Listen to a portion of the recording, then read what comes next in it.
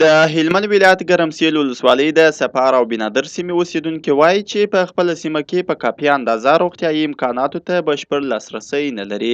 دوی له روغتیایي ادارو او بنسټونو غواړي چې په سیمه کې روغتیایي مراکز زیات کړي تر څو د دې سیمې خلک بشپړ روغتیایي خدماتو ته لاسرسی پیدا کړي. د دې سیمو یو شمېر اوسېدونکو سکون راډیو ته وویل چې په سیمه کې د نفوسو شمېر زیات دی او اوسني فعال روغتیایي مراکز یې بسنه نه کوي. دا خو داسې کلینیکان نه دي چې هغه دا خو د یو طبي او د یو د زکام دپاره دي، دا خو د غټ مرضي دپاره خو یو لا دلته نشته، یو لا دلته د غټ مرضي دپاره کار نشي کولی. یاره په دې کلینیکانو کې هېڅ عمل نه کېږي، چې ورسې یو رقم ګولۍ ګرده مریضانو ته یو رقم ګولۍ ورکوي، هېڅ ګټه هم نشته، مطلب کې بس تګ او راتګ داسې ورته راسې دي کښېني، مطلب شی نشته پکې. د دې سیمو د روغتیایي مراکزو روغتیا پالان هم مني چې په روغتیایي مراکزو کې په کافي کچه درمل شتون نه لري.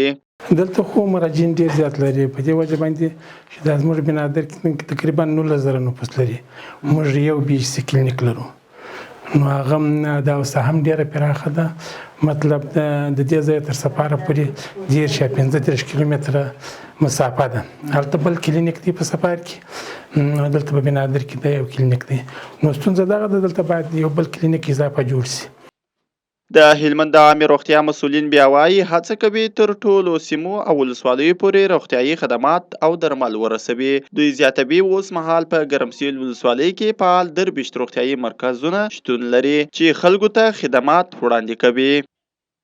نو عمومي دوا چې کله راسي په سپلای کې د خارجي پلا راځي هلته مشکل دی، بیا چې دلته راسي هم یو مشکلات شته.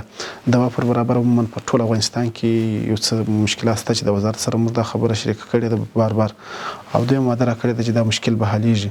عموما کې په 9 میاشتو کې د افغانستان په سطحه د دواو مشکلات ډېر شوي دي چې کله د دواو سپلای هغه سهود د رسول او رانیول د یونیسف غاړې ته لوېدلي دي، په وکړه دا مشکلات ډېر دي.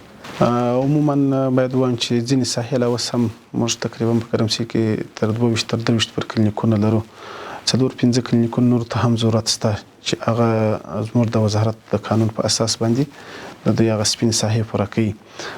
نو فلحال که ووایي بسنه هم نه کوي، ما درته ویلي 3-4 کلینیکونو ته ضرورت شته، ولې خو عمومي بیا هم حالت تر پخوا ښه دی چې کلینیکونه پخوا 6 ودانې او اوس 23 کلینیکه دي.